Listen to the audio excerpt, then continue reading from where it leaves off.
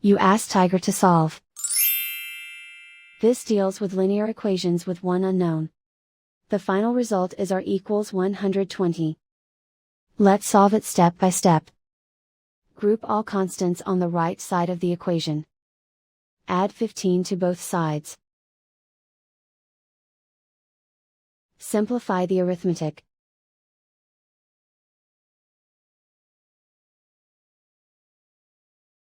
Isolate the r.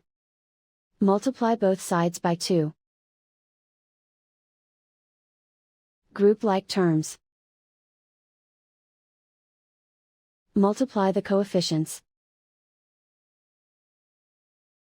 Simplify the fraction.